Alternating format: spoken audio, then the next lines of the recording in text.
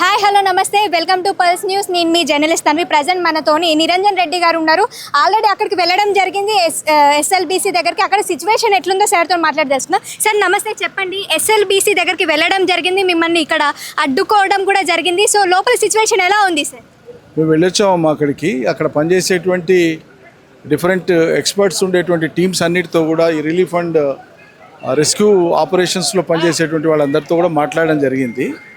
వాళ్ళందరూ పాపం చిత్తశుద్ధిగా వాళ్ళ పనులు వాళ్ళు చేస్తూ ఉన్నారు. ప్రభుత్వానికి ఒక డైరెక్షన్ ఉన్నట్లు కనిపిస్తలేదు.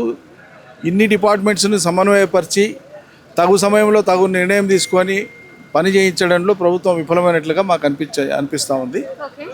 అదేవిధంగా లోపల ఉండేటువంటి వాళ్ళ ప్రాణాలు కాపాడడంలో ప్రభుత్వానికి శ్రద్ధ ఉన్నట్లు కనిపిస్తలేదు. ఎందుకంటే ముఖ్యమంత్రి గారు సందర్శించారు, మంత్రులు వచ్చిపోతుంటే నామకే వస్తే పొద్దున వస్తుండే హెలికాప్టర్లో మళ్ళీ పోతుంది తప్పిస్తే ఆ సీరియస్నెస్ కనిపించట్లేదు. 2 రోజుల్లో మేము లోపల తీస్తామని చెప్పి ప్రకటించినారు. ఇవాళ 6వ రోజు వచ్చింది.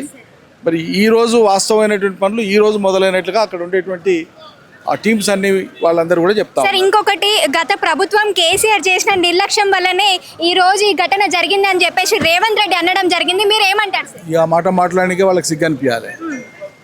ఇప్పుడు గత ప్రభుత్వం ఎక్కడి దాకా తవ్విందో తవ్వి అక్కడ ఆగింది. అక్కడి నుంచి ముందుకు పోయేటప్పుడు ఈ గ్యాప్ పీరియడ్లో ఏమేమి జాగ్రత్తలు తీసుకొని ఎట్లా పనిచేయాలనేటువంటిది నిపుణుల సలహాలు తీసుకొని మీరు పనిచేసేటువంటి క్రమంలో మీరు పనిచేసి మీరు నిరూపించుకోవాల్సింది పోయి ఇప్పుడు కూలి దానికి గత ప్రభుత్వానికి ఏం సంబంధం అమ్మా? ఏదైనా బ్రతికే ఉన్నారనుకోవచ్చా సార్? ఆశిస్తున్నామమ్మా, ఆశిస్తున్నాం, చూద్దాం. Thank you sir.